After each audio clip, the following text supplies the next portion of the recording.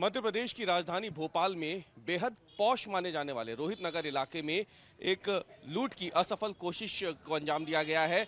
और रोहित नगर में एक लुटेरा जो है वो दुकान में घुस करके उसने यहाँ पे लूटने की कोशिश की थी, लेकिन जो बहादुर दुकान मालिक है मनोज जैन और उनके जो कर्मचारी हैं, दोनों ने मिल करके उस आरोपी को न केवल धर दबोचा बल्कि बाद में उसकी जमकर पहले पिटाई की और बाद में उसे पुलिस के हवाले किया गया है। आप तस्वीरों में देख सकते हैं कि पुलिस टीम जो है वो बाकायदा यहाँ पहुंची हुई है, जो साक्ष्य है वो इकट्ठे किए जा रहे हैं और जो पूरी घटना थी उसके बारे में हम बात करेंगे। जो दुकान के मालिक हैं मनोज जैन, वो इस वक्त हमारे साथ मौजूद है। आप पहले तस्वीरों में देखिए कि किस तरीके से इस पूरी दुकान के अंदर आपको दिख जाएगी कि किस तरीके से इस दुकान के अंदर घुस करके दिन दहाड़े लूटने की कोशिश की गई। और आपको बता दें कि जिस जगह पे ये दुकान मौजूद है वो एक बेहद ही व्यस्त रहने वाली सड़क है, बेहद पॉश इलाका है।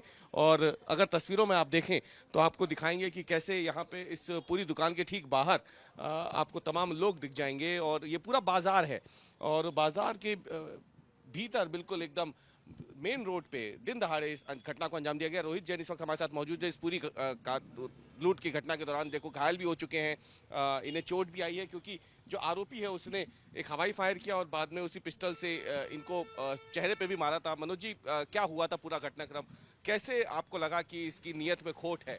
नीयत में खोट इससे लगा वो अपना मास्क नहीं उतार रहा था। हमने कहा आप अपना मास्क उतारिए और वो मास्क उतारने गया, उसने गन निकाल ली और गन निकाल के तुरंत बोलता जो सामान है सब पूरा दो, केस दो, सोना दो। मैंने कहा सोना कहाँ से, तू पूरी दुकान खाली तो दिख रही है, लॉकर के अंदर है, चाबी नहीं है मेरे पास इसलिए लॉकर नहीं खोला। तो उसने फिर गल्ला खोला, गले में कुछ थोड़ा सा सामान रखा था और पैसे रखे थे वो उसने जेब में रख लिए।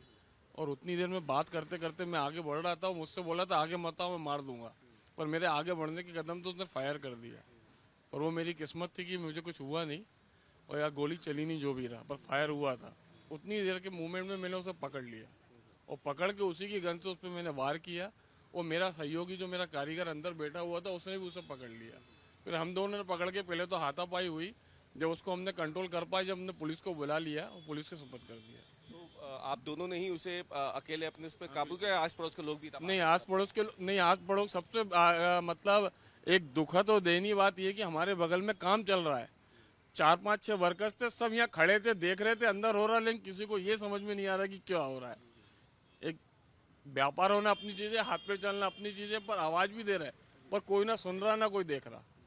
उसके बाद हम खुद ही बाहर आए, हमने 100 नंबर डायल कर दिया, सब कर दिया और हमारे में किसी में से कोई गया जो थाने तक पहुंच के पुलिस लेकर आया।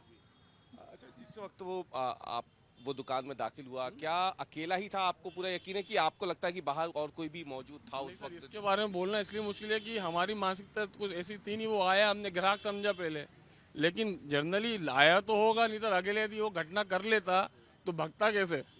भगने के लिए कोई व्यवस्था करके तो आया होगा ना। सामान लेके यदि बाई चांस वो सफल हो जाता तो भगता कैसे?